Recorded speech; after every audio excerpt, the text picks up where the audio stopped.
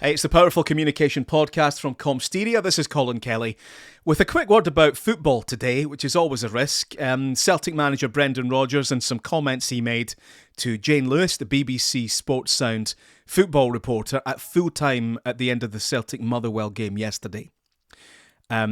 His comments are being denounced as examples of casual sexism and patronising as well. Jane Lewis only trying to do her job, asking some questions, trying to get the story.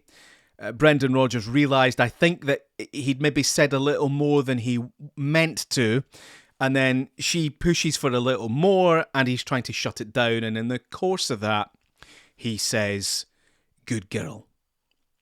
The easiest way to fix all this, of course, is he improves his attitude and apologises. I'm interested. This podcast is not about repeating stuff that's all over all the media anyway. You know the score with casual sexism and these kinds of comments.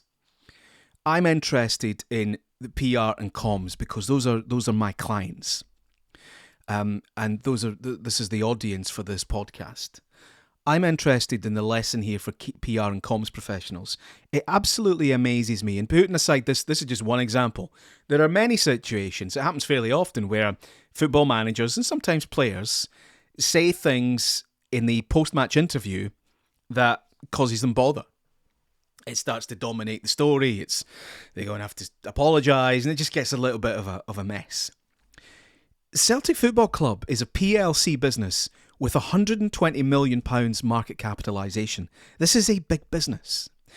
And in that moment, when that final whistle goes and the manager has a few moments to gather the thoughts, and then the microphones go in and they've got to do TV, they've got to do radio, and then they go in and they face the written press.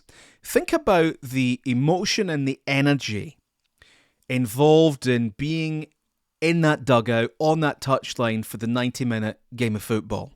And you come straight off of that, straight into the media, who've been sitting for an hour and a half, watching your game, thinking about what they're going to ask you, probably patched into the studio so they hear the other pundits and the producers and maybe what other managers are saying after their games and maybe messages coming in from fans.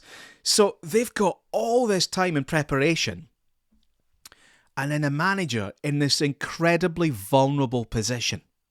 In that moment, that manager is, I think, the biggest liability for that business. If we take the football club as like I say, Celtic, a PLC, 120 million market capitalisation. There's a lot riding on it. And this guy's going out straight out the dugout, quick handshake with the players, straight into the media. And these people, these reporters, they are good. Jane Lewis has been doing this, longer than I've ever been in journalism. You've got to be, it's at least 25 years. At least 25 years. Top-notch professionals. Here comes your manager, trying to contain all this emotion. They are in a really vulnerable position right there. Now, like I say, easiest way to fix it is he sorts out his attitude. But PR and comms need to be on it. You need to be on it. You can't be sitting there going, "Oh, wow, he's amazing, this manager. Oh, God, we're so lucky to have him. Isn't he amazing? Oh, there's another one done. Right, walk you safely back to your office." Screw that. The guy's a liability in that moment, and you've got to treat him like your biggest liability. Protect him. Protect him from the journalists. Protect him from himself. So what should have happened there is at the end of that interview, PR comms person, as they turn around, they're walking away, they should say, "Look, you shouldn't have said that. Shall we go back and apologise?" And if he says no, then you say, "Well, all right, we're going to have to put out a statement distancing ourselves from what you've just said." And you put a statement out that says at the end of the game, the manager made these comments. They do not reflect the views or the values of this football club. And you hope that quite quickly, once they've settled down, that the manager reflects and goes back and apologises and puts things right. That game of football finished at 2 p.m. yesterday. You could easily have tidied it all up before it hit the papers. Easily. It's now 24 hours on, And at the time of recording this podcast, there's been nothing. So this is just going to rumble on until the next game. From a business point of view, you've got to be on it. You've got to have PR comms people strong enough to stand up to the manager to say, I don't think you should have said that. Let's go back and apologise and see if we can tidy this up. It amazes me, businesses with so much at stake, putting people in vulnerable positions like that. We have to protect them. You've got to have PR and comms people that will take on powerful people in your organisation. Now, that's a football club. That's a manager at the final whistle. I want you to think about, where are these areas of vulnerability in your organisation? It could be somebody caught off guard at a trade show. It could be, and I did it as a journalist, you just try some landline phone numbers, see who picks up. You try and catch somebody walking across the car park.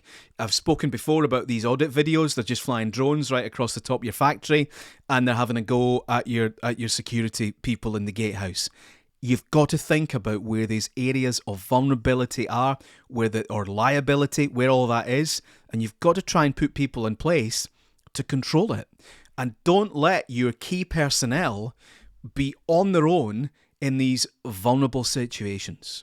Thanks very much for listening. Remember to subscribe. You'll always get our new episodes. I'm just adding a quick extra bit because I've just seen Eamon Holmes on GB News defending Brendan Rodgers, and there's this whole other kind of narrative about, like, what's wrong with saying good girl, and, you know, well, if he'd said good boy to me, you know, it's not sexism, it's just patronising and all that kind of thing. Let me spell it out for those that don't understand, the Eamon Holmeses of the world. The reason it's a problem is because the football club itself makes it a problem, because they've said on countless occasions, we're not just a football club, we're a family. Or we're not just a football club, we've got values, and we've got a women's team, and we're progressive, and we're not all that stuff. Look, we're this, we're enlightened, we're modern, we're good. That's the problem, is it falls short of the values that they set. So it doesn't matter whether some people go, well, that doesn't mean it. That's not sexism. That's just a figure of speech, or that, you know, sometimes you call me good boy, and that, right? It doesn't. That's all out the window. You've set the values. That's the problem with it. So nobody's exaggerating it or making it a bit a thing of it. Nobody's a snowflake. It's your values, and you've all done it, and that's the problem. That's the problem. And it really infuriates me when it gets now blown up into this big debate about, can you not call a woman a girl anymore? It's like, you call women whatever you like. But if it falls short of your values that you signed up to, that you use to market yourself, that's why it's a problem. And like I say, I hope all of us reflect on our attitudes, reflect on our language, reflect on how we behave, even in the heat of an emotional moment. I'm not seeking to excuse what happened yesterday or provide context for it, because there are plenty managers, plenty people in heated situations who don't behave like that. I'm merely interested in the lesson for PR and comms teams who listen to this podcast. So thanks very much for listening, and I'll catch up with you soon.